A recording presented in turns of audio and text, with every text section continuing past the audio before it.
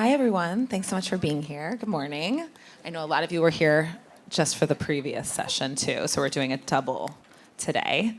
But for those of you who may not be familiar, Matt Gutman is the ABC News Chief National Correspondent. Thanks so much for being here with us. I'm sure everyone recognizes him, beaming in on televisions everywhere, covering everything from climate crises to war zones. So you're definitely not known for nerves, as it were. But you've just written this incredible book, No Time to Panic. So we're here to talk exactly about that. So how do you feel? Do you have any nerves? Not until you asked me. Sorry, now I'm starting to feel a little nervous. Well, one of the Zoe, one of the crazy things about writing this book is I didn't anticipate the degree to which the scrutiny would be on me once I wrote it. So now, every time I go on air, a lot of times the producers are like, "Are you panicking now? How about now?" Like, I don't know. So there's a lot of like, is it happening? Am I seeing it, but I don't see it? Right, would we be able to see it? Probably not. Got it. It would be like a period of silence in which terror would rise, and you might see a little flicker in my eye, but then it would be over. Got it, okay. Well, I may have a panic attack for both of us, because I'm also secretly Have you ever had terrified. one? I have, actually. What did it feel like? Like I was dying. Death. In what way? Impending doom. No, I was certain I had a stroke. I called the EMTs, I was dead. I was dying. I had a stroke, and it was like, I've had 3. Like, I don't have a panic disorder, but I've had 3 of them, and all of them have felt like dying. Sorry. No, it's okay. You said No, it's totally fine. We're it's- here to talk about you. How dare? See, he's a reporter. They do that. They have this great skill about flipping it on you. I wrote the book because people don't talk about it so much. And at first I set out to try to fix me. And then I realized that there's much more going on, and that this is one of the few mental health conditions that people don't really talk about, because it's so shameful because it feels so massive, and then it goes away, and you're like, okay, maybe that didn't happen. I'm just going to act like it didn't happen because it was so painful and so scary that let's just brush it under the rug. Right. I wanted to talk about that, actually, the shame, because I think that is a thing, and you write about it in the book, the shame of admitting that you have panic attacks or a panic disorder, and what was it? Let's talk about what it was that allowed you to finally address that. So my first, I do this sometimes. Who here has suffered a panic attack? And you're among friends, you can feel, okay, quite a few, okay. So my first one was delivering my college thesis to my esteemed seniors at Williams College, all of whom I thought were far more intelligent and prepared and had better theses than I did. And I got up to the podium, well, when my name was called, it was this out-of-body experience. I felt like I was molting into a werewolf. It was this sensation that literally you're like, what is going on? I couldn't breathe. I don't know how I was able to rise from the chair because I felt like the floor had disappeared. And I was holding on to the podium with this white-knuckled grip. I was sure I was going to crush it. I don't know how I spoke. I have zero recollection of what I said. Honestly, I just remember the tunnel vision and thinking that these people must think I am a complete blithering idiot because I don't know what I'm saying. And then when it was over, and I don't know how I summed it up, I went back to the seat, and I had been wearing this turtleneck sweater because I thought it was cool and intellectual. And I think of blazer. And I had sweated through it completely, and it felt like a pack of feral cats had been clawing at my neck. And then I'm like, okay, that didn't happen. I'm going to act forever like that didn't happen. And I did. Right. It was 13 years later that I finally admitted that I'd had panic attacks, and then I called it what it was, and it was happening for years afterwards. I was doing radio, and I would have a panic while delivering. All you had to do was read a paragraph on a page. And words would disappear, they would bounce away, I couldn't breathe, it felt like my throat was catching, I couldn't see. It was so agonizing, and I was like, oh, that's just nerves. Right. And it took years to name the thing. Well, it's interesting, too, because, I wanted to get to this. You're known for going into these very high-intensity disaster zones and covering them with such energy and aplomb and grace, and you don't seem scared at all. Do you feel panicky in those situations also? No, I feel more in control. And Right. the reason for that is that my greatest fear is fear of perfection. Because I know that I'm not perfect. Although my mother said I was. So growing up, true story. Same. Really? That's really nice. Like on the one hand, it's great to, Freud said there is no greater asset in life than an adoring mother. I have a quibble with that, but so my father was killed in a plane crash when I was 12, and my sister went off to college that year. So it's really just me and my mom. And even before that, I was like so obviously the favorite child, which was terrible. And she, most Jewish mothers, they're like, oh, my son will be a doctor or a lawyer or something, or successful, an investment banker. Maybe he'll, come up with with the social media. We didn't know about social media. But, but my mom literally said, oh, you could be a prophet. That's like taking Jewish motherhood and I don't know where Freud was. His mother had nothing on mine. But she literally said you could be a prophet. It's a cross to bear, for sure. That's very good, Zoe. And so I'm not blaming my mother because that is, a little bit low. But, that did have some influence in my fear of being normal and feeling like I had to be perfect. So the higher the pressure, the crazier the situation, the less the expectation of flawlessness or perfection. So if you're in a war zone and there's stuff blowing up behind you, I am flawless. I am so good because there's zero pressure. Everybody thinks you're going to screw up when their bomb's going off. And I'm just like, this is easy. I feel the gravity of the situation. I am highly sympathetic and empathetic to the people around me. But that pressure and that fear of failure is not there. And so people often ask that question, and it's sort of the inverse of what you would think. It's in the perfect calm of a situation where if I'm about to go live and it's just me and my crew and I'm looking at the camera and there are no distractions, there's no possible reason that I could fuck it up. You know what's going to happen, right? So that's when it comes. Do you think there's some correlation between the fact that you're in some way taking on all of this kind of very traumatic information in those zones or in those disaster moments, and then perhaps processing or not processing them and having that come out later? Is there a connection between some kind of PTSD from those situations and the panic attacks? It's a good question. I think that I've had a couple of incidents in my career that have inflamed the panic and anxiety. One of them was when I was in Venezuela in late 2016, and we were doing a story about the children's hospitals there, about pediatric wards. And the country was such a kleptocracy that they were stealing everything that was designated for the children. And Mike, it's okay? Yeah. And we went into one of these pediatric wards, and we saw kids with encephalitis and kids dying of diarrhea, going untreated.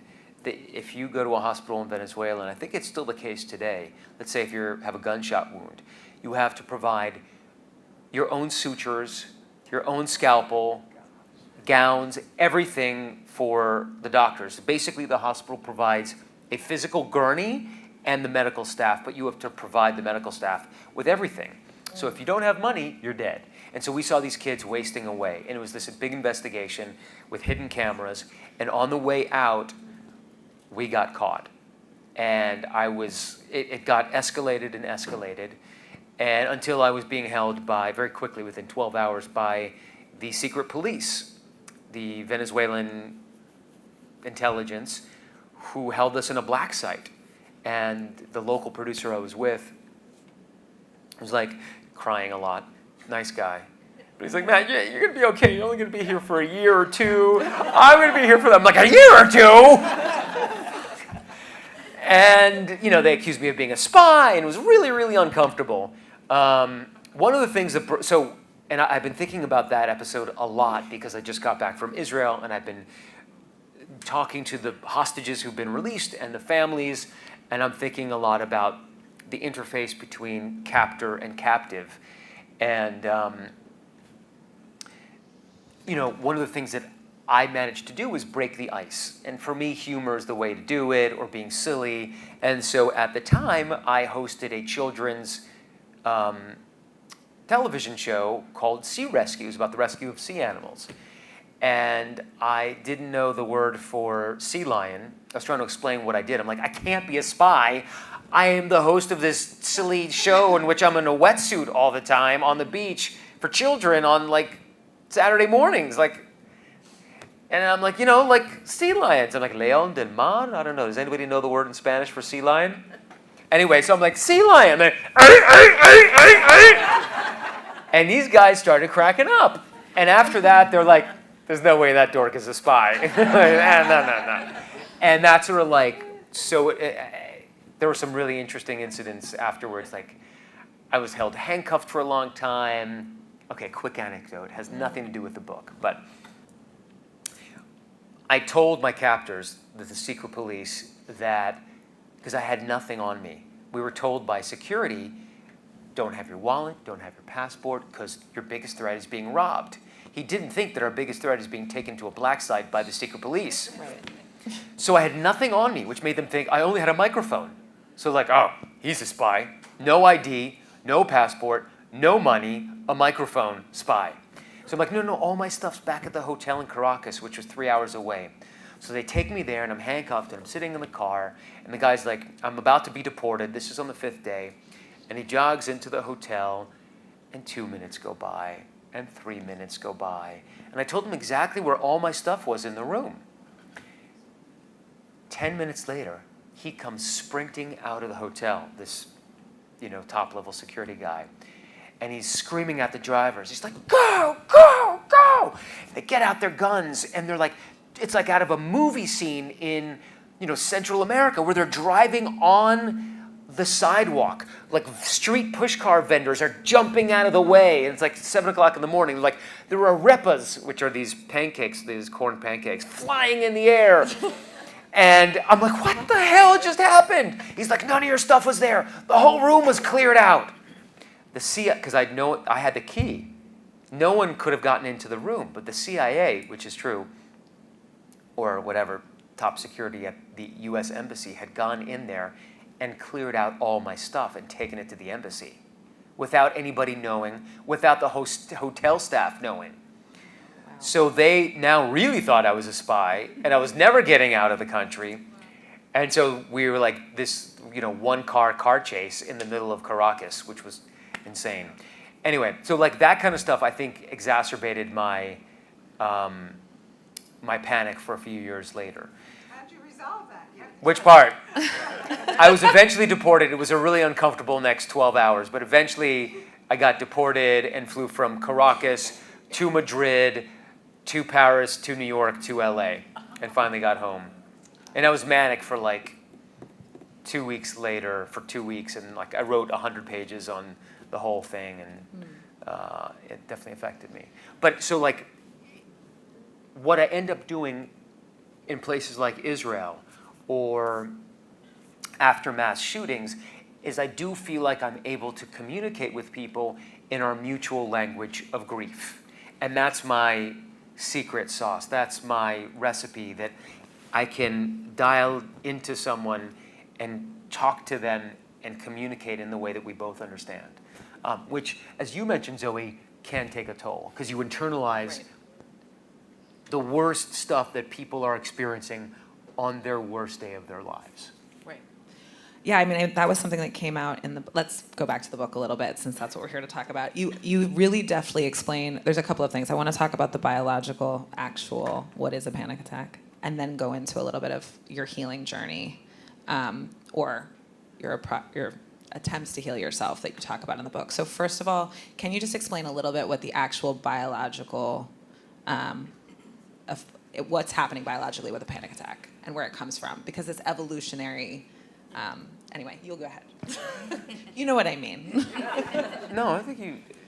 So a panic attack is your brain telling the rest of your body that there is significant impending danger and that you need to take immediate action.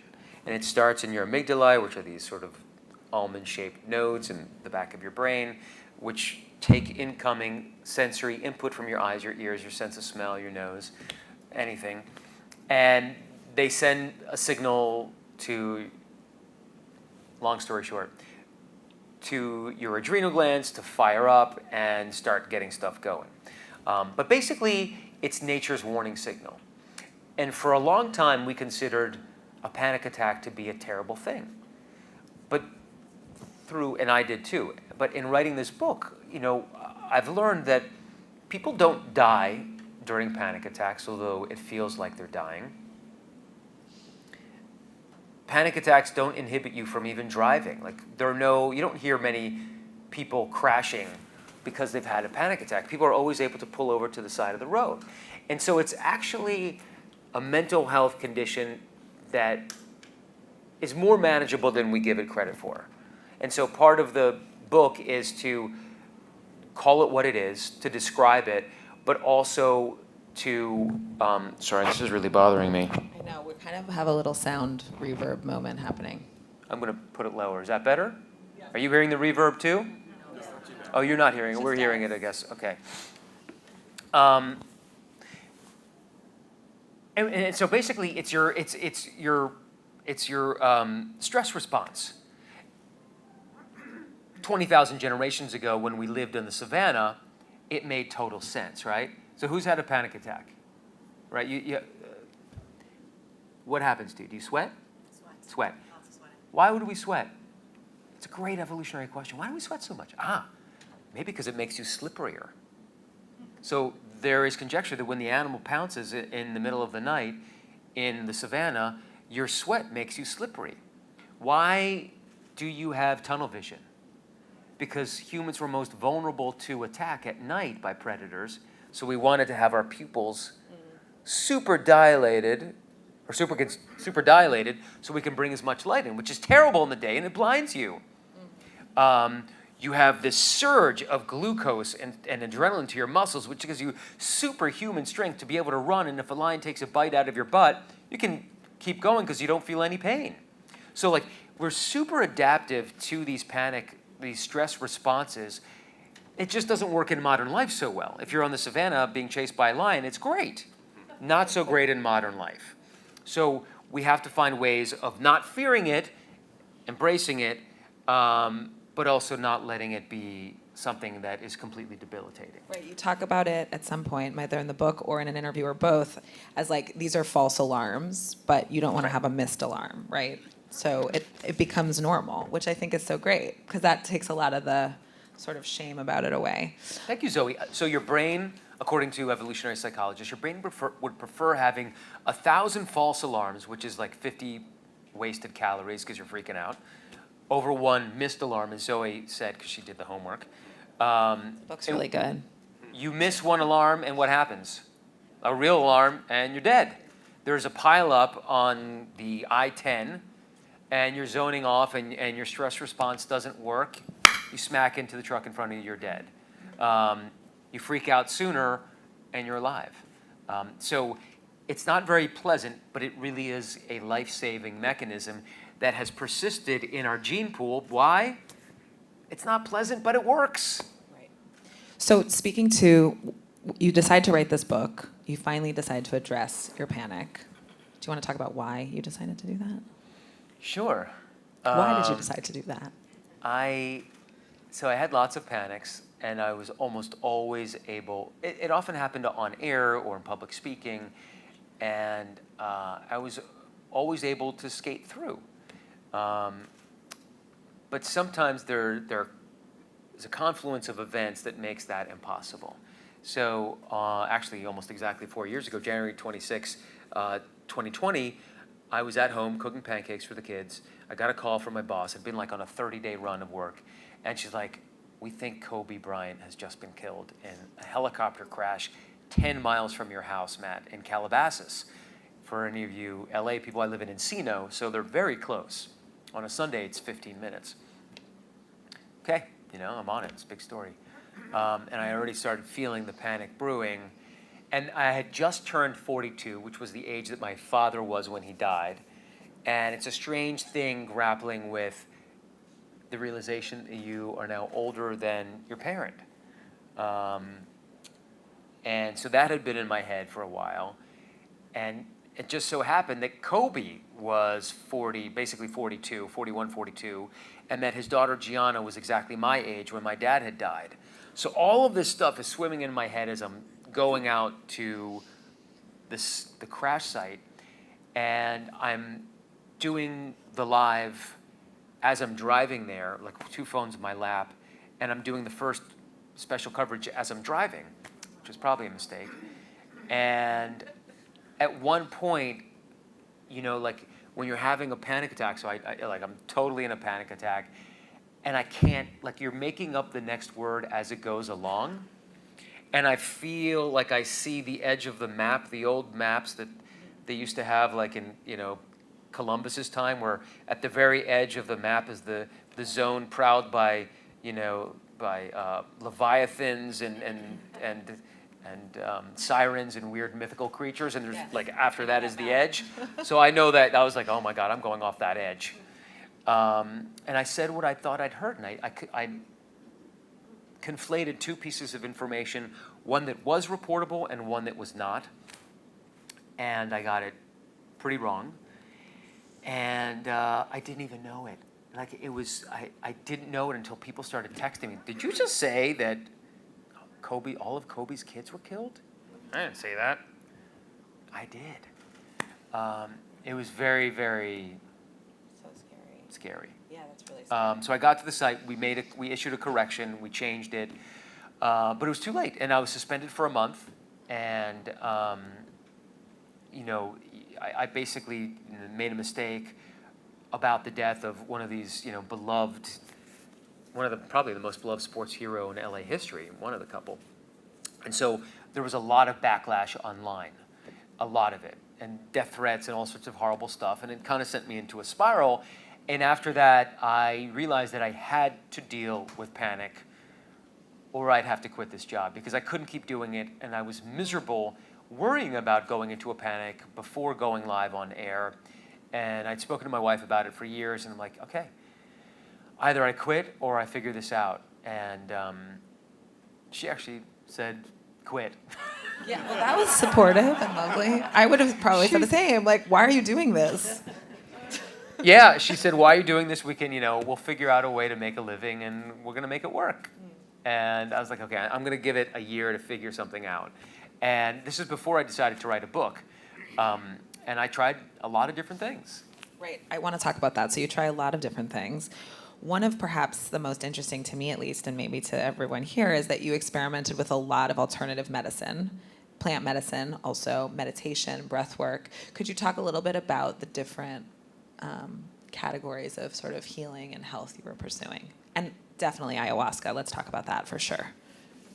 I'm sort of an anomaly in the ayahuasca world. But, okay, so I had a psychiatrist, and I'd been working with him for a while, and panic was always I was always trying to shunt it to the side. But I'd still tried pretty much everything from Strattera, which is a non-narcotic ADHD medication, to various kinds of SSRIs, to Xanax, to Prazosin, which is anti-seizure medication. Basically, you name it, and I was trying it. And none of it worked. And right after the Kobe disaster and my suspension, I had a friend from high school who suggested that I do breath work with him. He was a fantastic high school athlete, and he and I were on the same team. And now he was doing breath work and yoga. I'm like, breath work, what the hell is that? And I thought it'd be like some sort of like calm meditation thing. Has anybody tried breath work, like holotropic breath work? Yeah. So you go in there and I thought it was going to be relaxing. It's not. You go in there and you breathe, and it's basically 2 breaths in, 1 breath out. But people do it differently. So you're chugging it. And if you do it 3 times in a row like I just did, you will immediately feel lightheaded.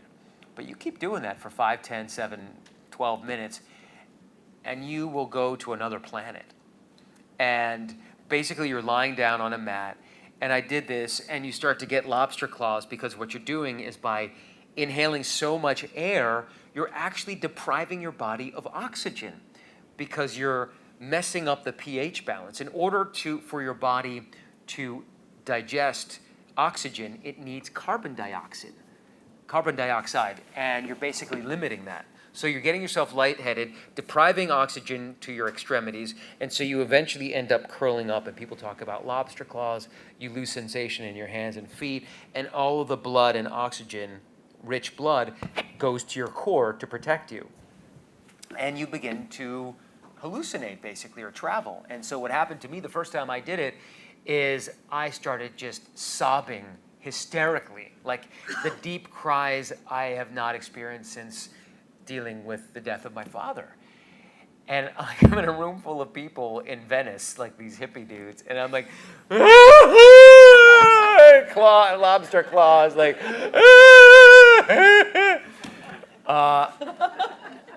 and like this goes on. And so my friend Lane, he comes and he grounds me, and it's all good, right? Like in this crowd, it's all good. People laugh sometimes. People have orgasms.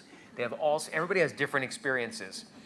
The common theme in my book, in every sort of psychedelic or intense experience I have, is weeping for some reason. So there's a lot of sobbing that goes on. And so Lane comes and he grounds me by holding my legs, not to get me out of it, but just to let me know that I'm not alone.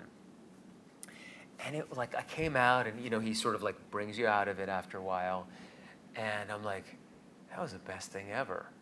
And that was the start of realizing that there was so much pain and stuff that needed to be excavated that I just didn't deal with in my day-to-day and was afraid to deal with. And so I needed modalities that would literally get me out of my right mind, because my right mind controlled all of this stuff.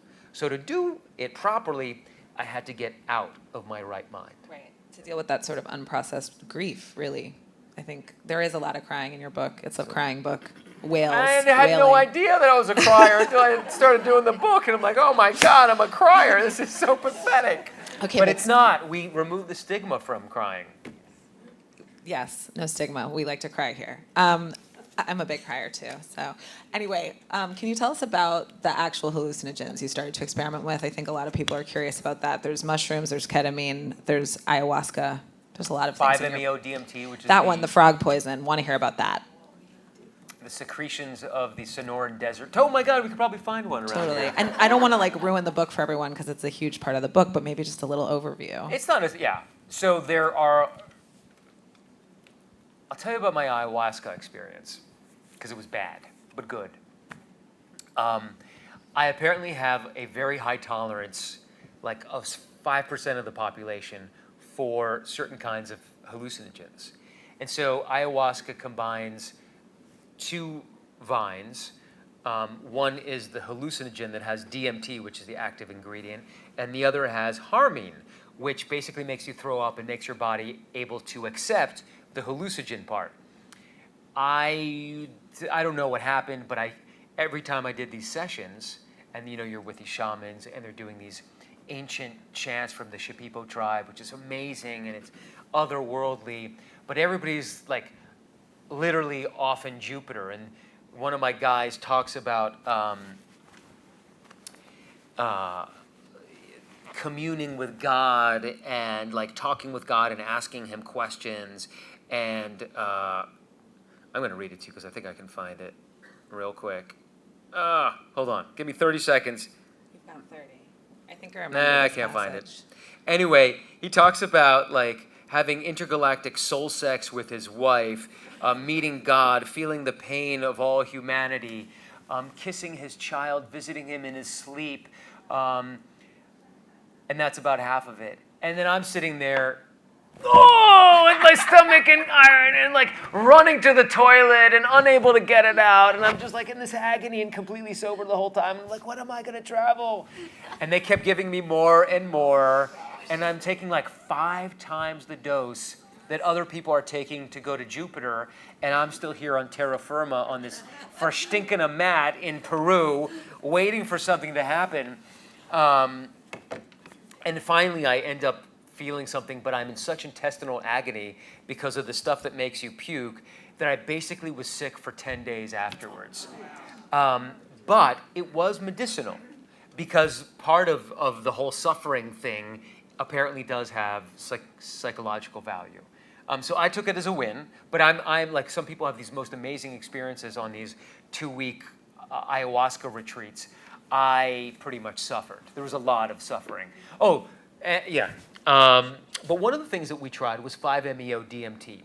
And again, I'll cut to the chase, I had a massively cathartic experience in which I screamed and shouted and excavated. This was like screaming, which I needed. Like you don't realize that you need this stuff. We are so tightly controlled in our society that we forget that we're keeping so much stuff in and we don't have a lot of outlet.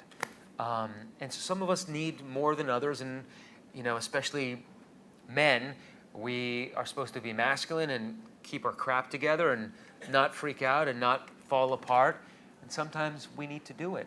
And that's one of the main takeaways is that, I present myself in many ways. I'm not super macho, but like I do macho things for my work. Not super macho. No, but I'm not. Like I don't come off as just macho. Do you know what I mean? Like I'm not, a knuckle dragger, but I realized how much like there's a lot of communing with the other side that I needed to do, and it has been extremely helpful years later still. I'm sorry, I didn't mean to call you out on your macho. I don't think I present the as last macho. clip I watched of you, you're like, it's like directly after October 7th in Israel, and you're like, and we're being shot at currently. No big deal here. Actually, I do want to talk a little bit about that. I know we're here to talk about your book, but you literally just got off a plane from Israel. So I wanted to ask you about that because I know that journalists are not maybe being allowed into Gaza, or like I've seen a couple of shots of you with people from the IDF, like looking at the tunnels, and I was just wondering if you could tell us a little bit about your experience there and what your impressions are. So without getting too political, thank you, Zoe.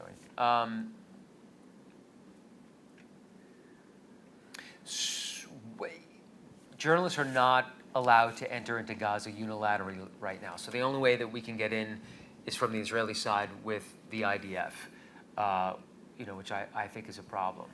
I'll talk about the generational trauma on both sides. Palestinians, many survivors of the 1948 war, which created Israel, and for the Palestinians created the Nakba, which is their disaster, they still wear the key to their homes in wherever, Jaffa or Haifa, around their neck. And I think that the same thing is going to happen with the young generation of Palestinians growing up in Gaza. Their grandchildren, 100 years from now, are going to remember what's happening.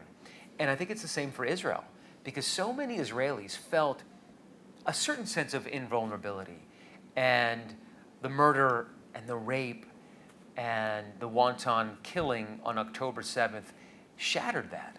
And I, having lived in Israel for many, many, many years, and having gone back to report there over the past decade, but I lived there for a long, long time, and I speak Hebrew fluently, I fail to appreciate the level of the Israeli trauma. And they can't see past it right now. They're still so hurt, so scared, so angry. And that's why this response that we're seeing in Gaza, that many people find to be disproportionate, is still happening, and why it's supported by such a large majority of the Israeli population right now. But what I am seeing related to this book is just unbelievable trauma that is going to be something that generations are going to be dealing with. It's really so nice to hear you say that, because I feel like in the conversations I even have on this side, obviously not being over there, there's so much unaddressed trauma within the Jewish community that has been carried on, and like you said, so much for the Palestinians. And I think that that's something that for some people might sound like a little woo-woo or something, and doesn't get the attention it deserves, and really like think about the effects it has in the present day. So thank you for saying that. I guess what you said too really struck me as I know there's a lot of support from Israelis for this kind of the counter-offensive, if you will. I'm wondering if that's shifted at all since we're seeing what's really going on, or do you feel that there's still like full support from the Israeli side? There's pretty significant support. There are some cracks, especially among the families of the hostages, who just want their family members back home. And there is something to be said for first you get the living out alive, then you deal with whatever war, and you can take it as long as you want. But the concern among the families of the 100 or so hostages that are believed to still be alive, could be fewer than that, is that the one thing we don't have is time. And the longer the war continues, the larger the chances are that, the bigger the chances are that their family members are not going to survive. There is no food. Since they are being held by Hamas, largely, it's likely that they're going to be the targets of bombs. Like, time is not on their side. So the families have made a big push, and I think that has changed the public opinion in Israel and created much more support for at least bringing those hostages home that are alive now, get them out, and then deal with the war, which is why we're going to see a hostage deal that is going to blow people's minds. I think it's going to be, it has to happen, and it's probably going to include thousands of Palestinian prisoners held in Israeli jails, in addition to probably a 6-week ceasefire, maybe longer, in exchange for probably only a few dozen hostages. Probably going to be like 30, 40, 50. And that may be all of the hostages that are alive right now. Right. We don't know. It's very, very, very scary. And so this is also continued the trauma on both sides. And just to come back to the book, like, I was so raw after that first trip. It was so unbelievably intense because I got to Israel on October 8th. The morning of October 7th, my wife and I woke up at 4 a.m. to take a 6 a.m. flight from LA to Miami because I had a couple of book tour things. And I had COVID the week before. And so in the first 2 weeks I promoted the book, then I had COVID, and then it was October 7th. And I landed, we started like scrolling through videos on the flight, and we realized that nothing is ever going to be the same. And I went from Miami to New York. There were no flights to Israel in the Western Hemisphere. I looked from Bogota in Colombia to Larnaca, Greece, to Larnaca, Cyprus. And the only flight was from Larnaca, but I couldn't get to Larnaca. And I had a flight from Turkey, but I was worried that Turkish would cancel the flights like everybody else. Quick anecdote, because we don't have a lot of time. But I knew I had to get to Israel. It's now the evening of October 7th. And I just show up at the El Al counter in JFK. And I do what I do, which is I start looking at people, and I start going up and down the line, just schmoozing and chatting. And I see this person who does not look like they belong. She looks like a tourist. And I start talking to her. I'm like, do you know that there's like this war happening? She's like, yeah, I heard there was something. And I'm like, here's the New York Times. Check this out. And she's like, oh dear. And she was on a pilgrimage, a religious and evangelical pilgrimage to Israel. And I'm like, you don't really want to go, do you? She's like, no. And I'm like, check your tour site. She's like, okay, I'm not going to go. So and this is only in Israel, and only with El Al could this happen. Not only did I take her ticket, I also gave her $500 in cash. But I went to the senior manager of the El Al check-in counter, and I'm like, look, if she cancels her flight, it's going to go back into the pile, and it's going to be snapped up. So I need you to give me her direct seat, and it's got to be like moment to moment. So he calls this guy Chezi on the other line. He's like, hello, Chezi. Hey, listen, I'm gonna do this switch. You got to make this work. Yeah, okay, give him your credit card number. So I gave him my credit card number. He's like, okay. And he's like, just wait. And I'm like sitting there, I'm like, okay, you sure? He's like, yeah, don't worry, it's fine, it's fine. And 5 minutes later, he gave me the ticket, and my friend who gave me the ticket goes home. And I just got, like, it was, like, that can't happen other than, like, in an Israeli airline during war. Like, you understand, like, that, you can't take someone's ticket. This is not the 1960s at the Pan Am counter. And that's how what? My mother is right. My mother is right. And so I got to Israel on October 8th, and it was so, it was so raw. And by the 2 days later, I was walking through Kfar Aza, which is one of the sites of the massacres, and they're still zipping up body bags. And I'm like, and the dead terrorists are all over the ground, bloated and black. And it was really intense, and just people everywhere are like breaking down. And so going back to the crying and the panic, like I felt like my super weapon at this point to be able to handle it is like pretty much anytime, and like it got more intense as the 3 weeks went on. Anytime I hugged someone, I'd start crying, just to let a little bit go here and there instead of like keeping it all in. And I think that's what saved me from totally losing my brain, because people were, it was very, very intense. And then you started to see what's happening on the Palestinian side. And like, I have Palestinian friends, and I've been to Gaza many times. And my people, like our producer there, who I've known for 20 years, his whole family of 9 kids got evacuated. They were displaced from Beit Lahia to then the middle of Gaza, then to the south, to Khan Yunis and now to Rafah. And like, I'm watching these sagas play out, and it's like brutal emotionally. I'm sure. I wanted to ask you, because I was asking about the impressions from the Israeli side before we run out of time. Have you been able to speak to Palestinians, like your friends that you're mentioning, about how they're feeling? Yeah, I don't want to get too into. So I have a Palestinian fixer on the West Bank who was, one of my closest friends, and she's now 67. So I've known her for 25 years, and she was at my wedding, and my wife wore, for our engagement party, wore her bride dress, and we're really close. And the feeling among the Palestinian side and the Palestinian sector right now is that there was a massive change that needed to happen, and that they had been forgotten, and that the Palestinian side is no longer forgotten. And there is a lot of anger at Israel, and yes, nobody on the Palestinian side condones October 7th, or some people do, but a lot of people kind of cheer it and think that this needed to happen. And at least now, finally, the Palestinians are on everybody's radar again. I don't want to get too political, but that's one of the larger sentiments. And this feels like another Nakba. This feels like a massive disaster for the Palestinians, and it's, there are 26,000 dead. Most of the buildings in Gaza, a majority, are unlivable if not destroyed, and I've seen it with my own eyes multiple times. It's going to be a long, long recovery and very difficult, and I am not super optimistic. So I didn't want to get into that too much. But Sorry, I just had to, because you've literally just gotten off the airplane. Yeah. And you're one of the only people we can talk it's to a about little this. dark. It's a little dark right now. These are dark times. So just to end, we have a minute. I wanted us to take questions, but we're not going to have time to. What is next for you, I guess, in terms, are you writing any other books that you have up your sleeve, or? I'm Curious. contemplating a couple. Are we could you? talk Oh my offline. I need some gosh, advice, but I feel offline. like maybe this is not quite the right forum. If we had another hour, we could crowd think this.